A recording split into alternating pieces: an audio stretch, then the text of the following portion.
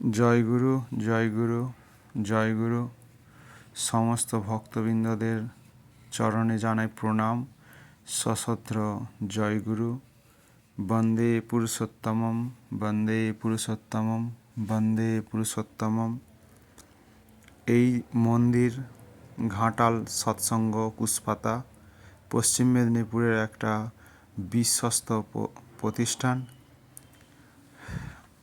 এই মন্দিরে কিছুদিনের মধ্যেই অনুষ্ঠান হতে চলেছে, যেটা বাৎসরিক অনুষ্ঠান শ্রী শ্রী ঠাকুর অনুকূলচন্দ্রের জন্ম দিবস উপলক্ষে।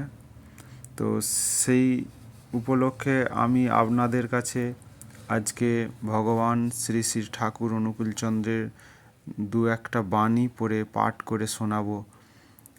এবং এই বাণী উনি লিখে গিয়েছিলেন দেওঘর থেকে, এবং ওনার মুখারবিন্দ থেকে শোনার পর সেটা লিপিবদ্ধ করা হয়েছিল।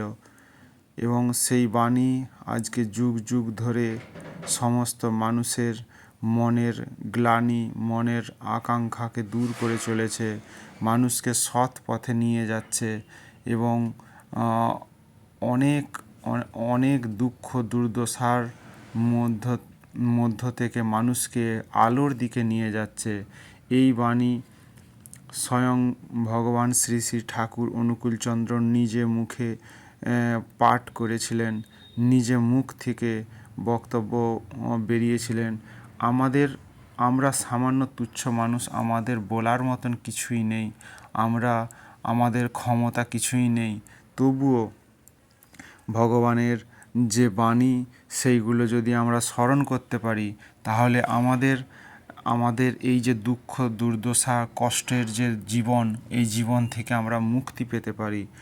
আপনারা প্রত্যেকেই এই ঘাটাল সৎসঙ্গ কুশপাতায় যে অনুষ্ঠান আছে, সেই অনুষ্ঠানে আপনারা অংশগ্রহণ করুন।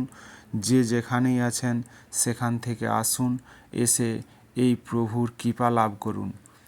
প্রত্যেকে এই কলিযুগে আছি, এই কলিযুগে মানুষদের অত্যন্ত প্রয়োজনীয় জিনিস। প্রত্যেকেই কিছু না কিছু দুঃখ দুর্দশায় ভুগছে। এর কারণ কি? আমাদের কোনো গুরু নেই। আমাদের গুরু ধরতে হবে। গুরু না হলে কখনোই অন্ধকার থেকে আলোর পথে আমরা এগোতে পারবো না। গুরু কথার অর্থই হচ্ছে অন্ধকার থেকে আলোর দিকে যাওয়া। তো সেই গুরু যদি আমরা না ধরি, সৎসঙ্গ যদি আমরা না করি, সৎ পথে যদি আমরা না চলি, সৎ বিচার যদি আমাদের মধ্যে না আসে, আমাদের সন্তান সন্ততিদের মধ্যেও কিন্তু সেই সংস্কার, সেই আচার ব্যবহার, সেই জিনিসটা তাদের মধ্যে যাবে না।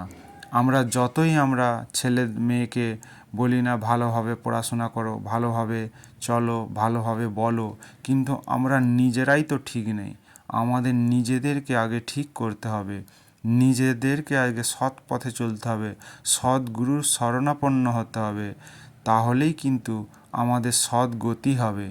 আর প্রত্যেকটা মানুষকে আমরা যদি জাগ্রত করতে পারি, আমরা প্রতিটা মানুষের মধ্যে যদি এই সৎ গুরুর বাণী আমরা যদি পাঠিয়ে দিতে পারি, তাদের মধ্যেও ধীরে ধীরে পরিবর্তন হবে এবং সেই পরিবর্তনের মধ্য দিয়েই কিন্তু আমরা সমস্ত জগৎকে আলোকিত করে তুলতে পারবো।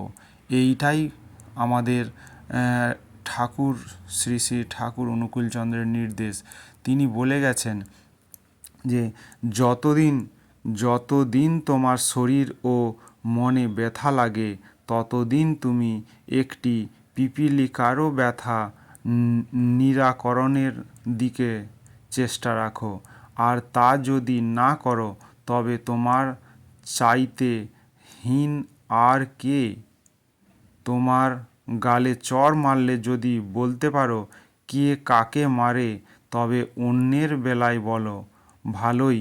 খবরদার, নিজে যদি না ভাবতে পারো, তবে অন্যের বেলায় বলতে যেও না। যদি নিজের কষ্টের বেলায় সংসারী সাজো, অন্যের বেলায় ব্রহ্মজ্ঞানী সেজো না। বরং নিজের দুঃখের বেলায় ব্রহ্মজ্ঞানী সাজো, অন্যের বেলায় সংসারী সাজো। এমন ভেলেও ভালো। যদি মানুষ হও, তো নিজের দুঃখে হাসো আর পরের দুঃখে কাঁদো, কিন্তু নিজের মৃত্যু যদি অপছন্দ করো তবে কখনো কাউকে মর বলো না যেন। হাসো কিন্তু বিদ্রূপে নয়, কাঁদো কিন্তু আসক্তিতেও নয়, ভালোবাসায় প্রেমে। বলো কিন্তু আত্মপ্রশংসায় বা খ্যাতি বিস্তারণের জন্য নয়। জয় গুরু।